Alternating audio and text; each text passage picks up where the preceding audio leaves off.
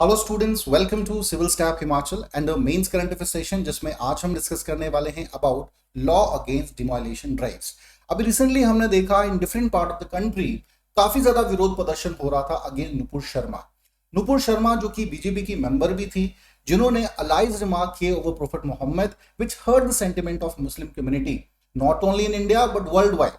काफी ज्यादा international pressure भी इंडिया पे रहा, ओआईसी जैसी ऑर्गेनाइजेशन प्रेशर डाल रही थी, बहुत सी गल्फ नेशंस ने भी प्रेशर डाला कि इंडिया इस टॉपिक पर माफी मांगे।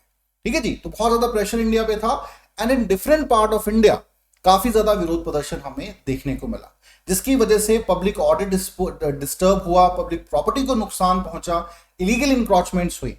यहां पर यूपी गवर्नमेंट ने जो जो लोग इन एक्टिविटीज में इन्वॉल्व थे उनके खिलाफ कड़ी कार्रवाई की और उनके घरों को डिमोलिश किया, बुलडोजर उनके घरों में चलाया। अब हमारे सामने सवाल ये है कि क्या गवर्नमेंट द्वारा, किसी भी स्टेट गवर्नमेंट द्वारा, सेंट्रल गवर्नमेंट द्वारा ऐसा लिया गया एक्शन सही है? क्या ये कॉन्स्टिट्यूशन, जो हमारा कॉन्स्टिट्यूशन है, उसको वायलेट नहीं करता है? क्या हमारे फंडामेंटल राइट्स को ये वायलेट नहीं करता है?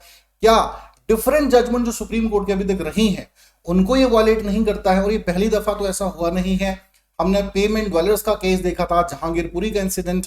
ऑलराइट, तो क्या ये हमारे बेसिकली फंडामेंटल राइट्स का वायलेशन नहीं है? सुप्रीम कोर्ट का के जजमेंट्स का क्या वायलेशन नहीं है? और क्या डेमोक्रेसी की जो वेरी एसेंस है, जो ह्यूमन राइट्स की प्रोटेक्शन की बात करती है, क्या उसके अगेंस्ट ये ऐसा एक्शन सरकार का नहीं है?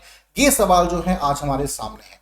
इसी कंटेक्स्ट में समझेंगे what exactly the constitutional status pertaining to the law against demolition drives, क्या सुप्रीम कोर्ट की जजमेंट्स रही हैं इससे related, and different international organisations का क्या कहना है इसके संदर्भ में, या ह्यूमन राइट्स से संबंध जो आपके राइट्स हैं उन पर क्या कहना है। तो सभी फैसेट्स को हम एक एक करके सेशन के माध्यम से आज डिस्कस करेंगे। शुरू करते हैं आज का सेशन। बिफोर दैट, जो हमारा वीकली शेड्यूल है इसको एक बार गो थ्रू करेंगे। 10:15 बजे स्टूडेंट हमारा सेशन रहेगा 10 MCQ revision session. Must watch video है, जरूर देखें। यू गॉट एन आइडिया कि कैसे सवाल जो है एग्जाम्स में पूछे जाते हैं। इसके अलावा मेंस करंट अफेयर सेशन है, 2:15 बजे ही हमारा सेशन रहेगा। इसे भी आप जरूर अटेंड करेंगे, स्पेशली जो HPS एग्जाम की विद्यार्थी प्रिपरेशन कर रहे हैं उनके लिए बहुत ज्यादा हेल्पफुल है। डेली करंट अफेयर्स का 6:15 बजे हमारा सेशन है। हिमाचल के सभी एग्जाम्स के लिए सेशन हमारा बेनिफिशियल रहेगा। HP सेक्रेटरीट क्लर्क एग्जाम से रिलेटेड PYQ सेशन हम डिस्कस करेंगे शाम 8 बजे। Alright, then HPS CSET mock जो आपका MCQ सेशन है रात को 9 बजे रहेगा। इसके अलावा 9 बजे हमारे YouTube शॉर्ट्स भी आप देख सकते हैं, जिसमें डिफरेंट सब्जेक्ट की स्ट्रेटेजी या मोटिवेशनल वीडियो जो है कि डिफरेंट सब्जेक्ट से रिलेटेड इंफॉर्मेशन आपको दी जाएगी। तो these are our free initiatives on YouTube। चलिए स्टूडेंट, अब शुरू करेंगे आज के टॉपिक को डिस्कस करना। तो अभी रिसेंटली हमने देखा कि भाई डिफरेंट रीजन्स में विरोध प्रदर्शन हुआ और यूपी गवर्नमेंट ने, स्पेशली यूपी गवर्नमेंट ने इसके खिलाफ कड़ी कार्रवाई करी है। ठीक है जी, तो अब सवाल हमारे सामने उठकर आता है कि क्या ये हमारे संविधान का उल्लंघन नहीं कर रहा? Because under article 300A of the constitution right to property का अधिकार गिवन है as a legal right. Alright, article 300A में बड़ा क्लियरली कहा गया है that no person shall be deprived of his property save by the authority of law. और यहां पर तो जो अथॉरिटी है लॉ की, वही जो है अगेंस्ट एक्शन लेते हुए हमें दिख रही है। तो क्या ऐसा डिसीजन गवर्नमेंट का जो है वो सही है?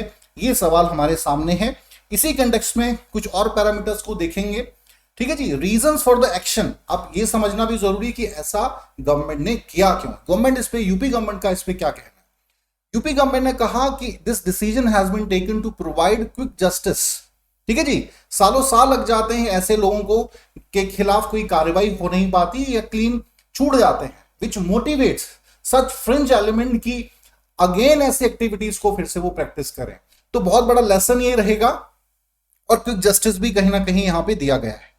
अब सवाल जो है गवर्नमेंट के अगेंस्ट ये लग रहा है कि क्या सरकार यहां पे एक पर्टिकुलर कम्युनिटी को ही टारगेट नहीं कर रही है?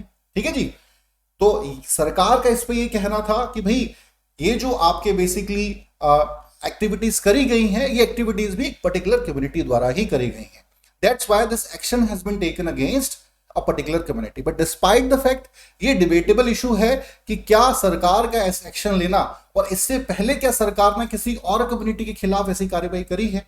क्योंकि समाज में केओस या समाज में इस प्रकार की जो गतिविधियां हैं जो पहले भी हुई हैं, तब सरकार ने ऐसा क्यों नहीं किया, या आने वाले फ्यूचर में अदर कम्युनिटीज के खिलाफ सरकार ऐसा कुछ करेगी, ये जो है क्वेश्चनेबल एक सवाल हमारे सामने है। चलिए स्टूडेंट्स, नेक्स्ट हम बात करेंगे कि भाई कैसे जो डिमोलिशन ड्राइव्स हैं ये प्रॉब्लमेटिक है, किन किन हमारे कॉन्स्टिट्यूशन के आर्टिकल्स को, इंटरनेशनल कम्युनिटीज का इस पे क्या कहना है, सभी फैसेट्स को एक एक करके डिस्कस करते हैं। तो सबसे पहला है राइट टू एडुकेट हाउसिंग। देखिए under article 21 of the constitution which is a fundamental right, ये प्रोविजन है कि भाई राइट टू एडुकेट हाउसिंग का हमें अधिकार है। तो अगर डिमोलिश सरकार हमारे घरों को करेगी तो क्या ये ब्रीच नहीं हुआ फंडामेंटल राइट का, और क्या सरकार को ऐसा करना से रोकना नहीं चाहिए, ये सवाल जो है हमारे सामने है। और क्या गवर्नमेंट द्वारा लिया ऐसा गया जो डिसीजन है वो कितना सही है, ये क्वेश्चन भी हमारे समक्ष है। नेक्स्ट है सम इंटरनेशनल ऑर्गेनाइजेशंस, जिसमें है पहली है international covenant on economic, social and cultural right. It's an important intergovernmental organisation जिसका ये कहना है कि हर स्टेट की जिम्मेदारी है to ensure the basic rights, या बेसिक जो मूलभूत आवश्यकताएं हैं हमारी, जिसमें फूड इंश्योर करना है, हाउसिंग है, ठीक है, क्लोथिंग का अधिकार है, ये इंश्योर करना हर स्टेट की जिम्मेदारी होती है, ठीक है ना, वहां के सिटीजन्स के लिए। और ये करना ही पड़ेगा स्टेट को अगर आप एक सक्सेसफुल डेमोक्रेसी को स्टैब्लिश करना चाहते हैं। तो ऐसा अगर हाउसिंग भी इसमें इन्वॉल्व है, तो अगर गवर्नमेंट जो अभी गवर्नमेंट द्वारा ये एक्शन लिया गया है, ये इस ऑर्गेनाइजेशन के आर्टिकल की अवहेलना नहीं है, ठीक है जी। Next international human rights law framework, it's an other important organisation. इसमें भी बेसिकली ये कहा गया है कि भाई जो बेसिक राइट्स हैं आपके, जिसमें फूड, हाउसिंग, क्लोथिंग का अधिकार है, इंडिविजुअल प्रॉपर्टी का अधिकार है, वो सिक्योर रहना चाहिए। Other than this article 25 and 12 of the constitution, sorry, article 25 of universal declaration of human rights, UDHR, and article 12 दोनों में भी इंपॉर्टेंट प्रोविजंस हैं। आर्टिकल जो 25 है वो बात करता है basic rights and well being of health, ठीक है जी, इनको इंश्योर करना एक स्टेट की जिम्मेदारी रहेगी और ये स्टेट को करने ही पड़ेंगे। आर्टिकल 12 में बेसिकली ये कहा गया है कि भाई किसी भी प्रकार की जो प्राइवेसी है इंडिविजुअल की, उसकी उल्लंघना नहीं होगी। राइट टू जो प्राइवेसी है उसको सिक्योर करना भी, ये भी जिम्मेदारी है स्टेट की। तो क्या इन सर्टेन केसेस में इन सभी एक्शंस की, इन सभी जो बेसिकली इंटरनेशनल ऑर्गेनाइजेशंस बात कर रही हैं, इनकी अवहेलना नहीं हुई है, ये क्वेश्चन हमारे सामने है। आर्टिकल 17 ऑफ द कॉन्स्टिट्यूशन, ठीक है, सॉरी आर्टिकल्स, मैं बार बार कॉन्स्टिट्यूशन शब्द रिपीट कर रहा हूं।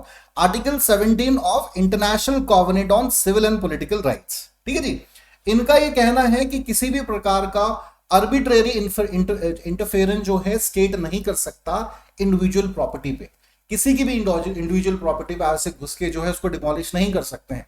अगर ऐसा स्टेट कर रहा है तो भाई उसके खिलाफ कार्रवाई करनी चाहिए। स्टेट के अंदर अगर कोई गवर्नमेंट ऐसा कर रही है तो स्टेट को उसके खिलाफ एक्शन लेना चाहिए। इवन इंटरनेशनल जो ऑर्गेनाइजेशन है उनको भी प्रेशर डालना चाहिए। क्या भारत पर ये संस्थाओं जो है इंटरनेशनल ऑर्गेनाइजेशन हैं उनका प्रेशर रहेगा, ठीक है जी, या इंटरनेशनली जो हमारी ह्यूमन राइट से संबंधित या डेमोक्रेटिक इंडेक्स है उसमें हमारा स्थान लो होगा, ये सवाल जरूर हमारे सामने आता है। चलिए, now we can talk about some important judgments of the supreme court. सबसे पहले हम बात करेंगे ओल्गा टेलिस केस की। 1985 का केस है, मैं पहले भी डिस्कस कर चुका हूं, Olga Tellis versus Bombay municipal corporation case, जिसमें बड़ा क्लियरली ये कहा गया था कि जो पेव ड्वेलर्स हैं, पेवमेंट ड्वेलर्स हैं बॉम्बे के, उनको बॉम्बे के आउटस्कर्ट्स में शिफ्ट करा जाए या जो उनका ओरिजिन प्लेस है वहां पे शिफ्ट करा जाए, ठीक है जी। और जबरदस्ती उस समय भी क्या था, बुलडोजर पेमेंट ड्वेलर्स की शॉप्स पे चलाए गए थे। तो यहां पर बेसिकली ओल्गा टेलिस केस में ये कहा गया था कि ऐसा सरकार का एक्शन जो है कंप्लीटली अगेंस्ट द कॉन्स्टिट्यूशन है। अगर आप इलीगल भी हैं, पेमेंट ड्वेलर्स की अगर वो दुकानें जो हैं वो इलीगल भी हैं, क्या आपने उनको नोटिस दिया, क्या आपने उनका कंसेंट लिया पहले, ये जो है ये इंपॉर्टेंट। अगर वो कंसेंट दे रहे हैं then you can take the action, otherwise you can't, ठीक है जी। तो ये बहुत महत्वपूर्ण जजमेंट था। सेकंड है Maneka Gandhi versus union of India, 1978 का ये केस है, जिसमें ये कहा गया कि ऐसा कोई एक्शन लिया जा रहा है that should B, procedure must be fair, just and reasonable, कि आप जो है रीजनेबल तरीके से, जस्ट तरीके से, फेयर तरीके से ही ऐसा कोई डिसीजन लेंगे। इसका बड़ा सिंपल मतलब है कि अगर कोई इलीगल कंस्ट्रक्शन भी है या अगर ऐसे फ्रिंज एलिमेंट्स भी हैं जिनके खिलाफ गवर्नमेंट कार्रवाई कर रही है, उनको इन्फॉर्म आप करिए, नोटिस दीजिए प्रॉपर उनको, ठीक है जी। ऐसे नहीं कि भाई आप उनके घरों पे सीधा बुलडोजर चला दें, तो ऐसा एक्शन गवर्नमेंट का सही नहीं होगा। ये भी इंपॉर्टेंट केस है। Then municipal corporation Ludhiana versus Inderjit Singh 2008 का ये इंपॉर्टेंट सुप्रीम कोर्ट की जजमेंट है, जिसमें ये कहा गया no authority can directly proceed with demolition even over illegal construction. कि भाई इलीगल कंस्ट्रक्शन भी है, किसी भी भारत की अथॉरिटी के पास ये अधिकार नहीं है, चाहे वो पार्लियामेंट है, चाहे वो स्टेट गवर्नमेंट्स हैं, म्युनिसिपल कॉर्पोरेशंस हैं, कोई भी इवन इलीगल अथॉरिटी पे भी डायरेक्ट जाके बुलडोजर नहीं चला सकती, उसको डिमोलिश नहीं कर सकती है। आपको कंसर्न जो आपकी कंसर्न जिनका इलीगल कंस्ट्रक्शन भी है, उनको भी आपको प्रॉपर तरीके से बताना पड़ेगा, नोटिस देना पड़ेगा, ठीक है, उनको समय देना पड़ेगा, उसके बाद ही आप कार्रवाई कर सकते हैं। आप डायरेक्टली जाके उनसे फोर्सिबली ऐसा काम नहीं कर सकते हैं। It somewhere hurt the sentiments of the democratic values of the nation. तो ये कुछ इंपॉर्टेंट डिसीजन सुप्रीम कोर्ट की जजमेंट्स के माध्यम से हमने जाने। चलिए स्टूडेंट, अच्छे से आप समझ पाए हो इस टॉपिक को। अब एक वे फॉरवर्ड की तरह हम ले सकते हैं कि भाई इस पे आगे किया क्या जा सकता है। देखिए, दो यहां पर जो मत निकल कर आ रहे हैं, पहला है समाज का एक धड़ा जो सपोर्ट कर रहा है कि भाई ऐसे फ्रिंज एलिमेंट्स के खिलाफ जो बेसिकली पब्लिक ऑर्डर को डिस्टर्ब करते हैं, पब्लिक प्रॉपर्टी को नुकसान पहुंचाते हैं, उनके खिलाफ ऐसी ही कार्रवाई होनी चाहिए। दूसरा जो पक्ष है वो ये कहता है कि भाई अगर ऐसा है तो फिर कॉन्स्टिट्यूशन की क्या आवश्यकता है, कहीं ना कहीं ऐसे कोई भी एक्शन लेने हैं that should be according to the rule of law. तो certain actions taken by the government somewhere जो है रूल ऑफ लॉ के भी अगेंस्ट है, तो ऐसा बिल्कुल नहीं होना चाहिए। एक और इसमें पॉइंट हम ऐड कर सकते हैं कि भाई जितनी भी इंटरनेशनल ऑर्गेनाइजेशंस हैं उनका भी इन्वॉल्वमेंट यहां पे रहना चाहिए। अगर डेमोक्रेटिक राइट्स या डेमोक्रेटिक वैल्यूज सेंटिमेंट्स को कोई देश जो है वो हर्ट कर रहा है, तो प्रेशर एटलीस्ट जो है इंटरनेशनल कम्युनिटी द्वारा जरूर पड़ सकता है। और आने वाले समय हम देख भी सकते हैं कि भारत को भी ये जो है फेस करना पड़े। ठीक है जी, तो ये कुछ बेसिकली इंपॉर्टेंट एस्पेक्ट्स थे जो हमने इस सेशन के माध्यम से डिस्कस किए। चलिए now we can just talk about some free initiative जो हमारे चैनल पर आप विजिट कर सकते हैं, और कुछ पेड इनिशिएटिव्स हैं उनके बारे में बात करेंगे। सबसे पहले एचपी इकोनॉमिक सर्वे आप देख सकते हैं 2021-22 का, ठीक है जी, हमारे यूट्यूब चैनल पे विजिट कर सकते हैं। Then basic knowledge about Himachal Pradesh GK, इससे रिलेटेड हमारे सेशंस हैं। Past year questions papers discussion है, या विजिट कर पाएंगे। करंट अफेयर्स मैगजीन आप देख सकते हैं। Alright, main answer writing practice के सेशंस आप विजिट कर सकते हैं, it's an important session. Then HP GK MCQ revision session. So these are some of our free initiatives which you can visit on our YouTube channel. Other than this, there are certain paid initiatives. सबसे पहले हम HPS offline classes की बात करेंगे। जो विद्यार्थी offline पढ़ना चाहते हैं, 60,000 फीस है HPS हमारे कोर्स की। आप हमारे यहाँ पे सेंटर पे आके पढ़ सकते हैं, या लाइव कोर्स भी आप परचेज कर सकते हैं। 60,000 इसकी फी रहेगी।